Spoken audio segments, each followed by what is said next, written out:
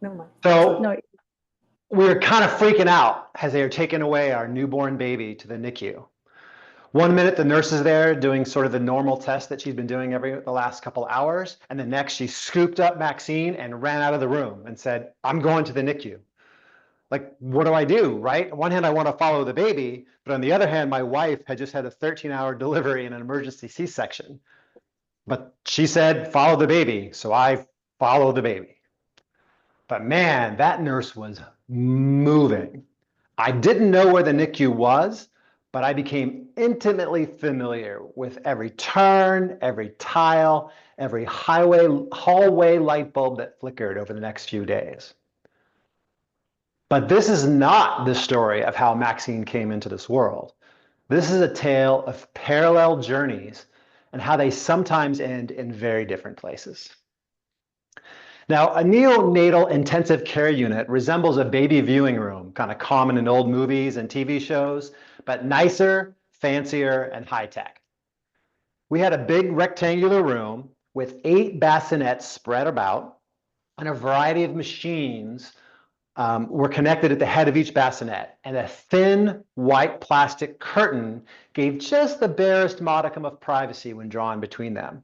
You could hear everything your neighbors are doing and see outlines and shadows of people behind them if they were closed. Maxine was laid in bassinet number 3.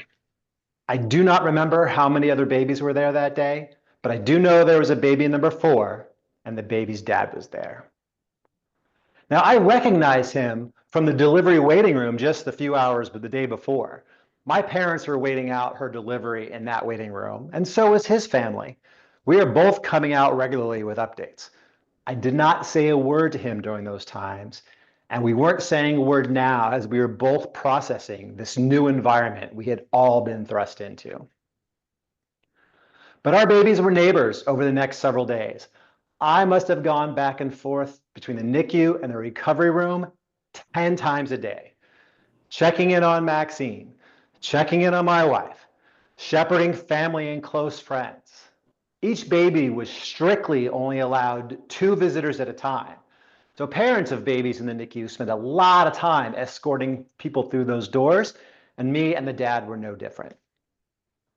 I cannot count how many times I saw him. I held the door for him as I was leaving the NICU with my mom. He held the door for me as I was coming in with my father-in-law. He was sitting next to his baby, reading him a book.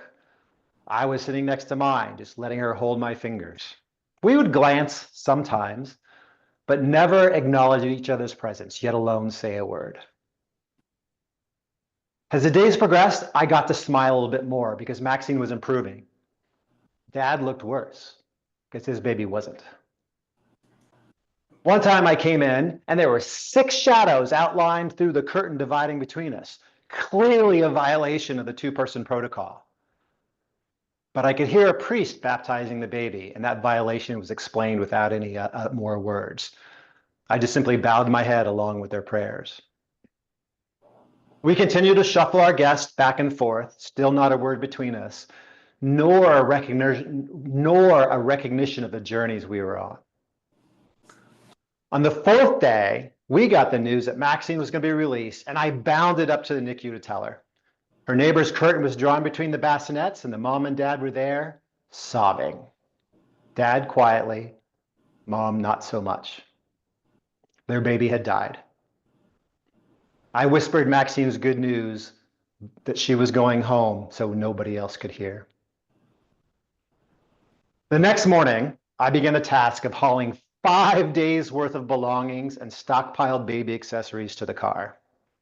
On my second to last trip, carrying a brand new car seat, a box of diapers, and my backpack full of clothes, I call the elevator, get on, someone says hold it, which I do, and the dad, and who I soon learn is his mother, get on.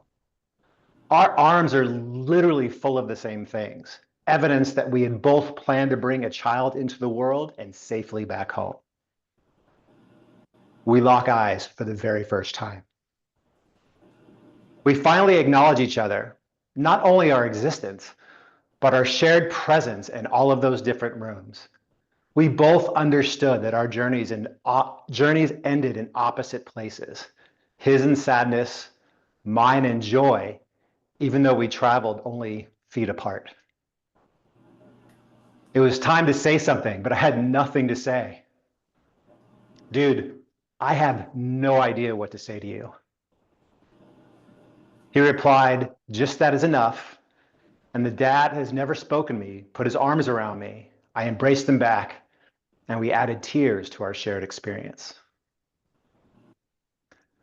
As we separated, his mom says, your baby is good. Is it a boy or a girl? And I said, she's good. Thank you. Her name is Maxine. Now his mom sheds a bunch of tears. Maxine was her mother's name, their lost baby's great grandmother's name.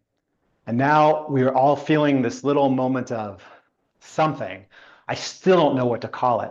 But in that moment, we felt the full weight of the shared time in the waiting room, the NICU, the shared name, and this parallel journey that ended in opposite destinations. I felt then, and I still feel today, this added responsibility that was instantly bestowed upon me and that I accepted happily. That ride took less than a minute, but so much had changed. The door opened, they exited to the right, I exited to the left, and I never saw them again. I wrestled with putting the baby seat in the car properly, tossed the diapers and the clothes in the back, and went back upstairs. There was one more load to carry before I went home. And now I was even more acutely aware and grateful that it included a beautiful, healthy girl. Thank you.